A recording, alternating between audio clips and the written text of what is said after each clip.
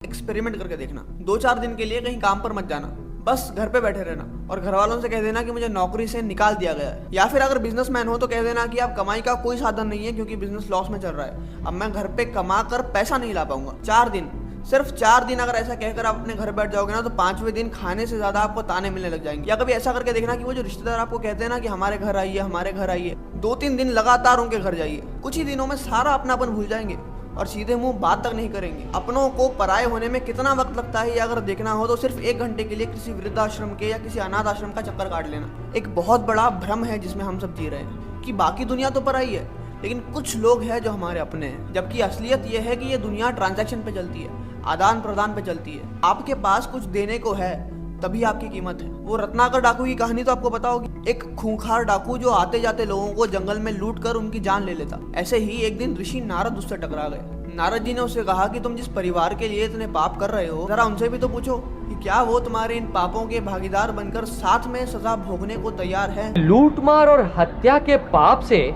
जो दुख तुम्हें इस लोक और परलोक में मिलेगा, क्या उसमें भी वो तुम्हारा साथ देंगे? और एक बार इसका जवाब मिल जाए तो फिर वापस आकर मुझे लूट लेना। जब रत्नाकर डाकू ने अपने घर जाकर अपनी बीवी, अपने बच्चों और अपनी माता से यह सवाल पूछा, पहले बताओ लोक परलोक के दुख में तुम मेरा साथ दोगे या नहीं? कि मैं जो ये मूल्यवान पदार्थ और धन लूट मार करके तुम्हें ला कर देता हूँ, इसके बदले में क्या तुम लोग मेरे साथ मेरे कर्मों की सजा काटोगे? तो सभी ने साफ साफ ये कहकर मना कर दिया कि तुम जो पाप कर रहे हो ये तुम्हारे कर्म है और इसकी सजा हम बिल्कुल भी नहीं भोगेंगे। अपना काम तू खुद करता है, उस पाप से हमें क्या लेना देना। उस दिन डाकू रत्नाकर का अंत हो गया और ऋषि वाल्मीकि का जन्म हुआ। अब इसका मतलब ये बिल्कुल नहीं है कि आप सभी से नफरत करने लग जाओ। इसका मतलब ये है कि आप सजग हो जाओ कि असल में लोग अपने और पराये सिर्फ आपके वक्त और आपकी परिस्थिति के अनुसार होते हैं। अगर आपका वक्त अच्छा है या आप कोई बहुत महान पदवी पे बैठे हो तो सारी दुनिया आपकी अपनी हो जाएगी, सारी दुनिया आपको मिलने के लिए तरसेगी। और वहीं अगर आप कमजोर हो, गरीब हो,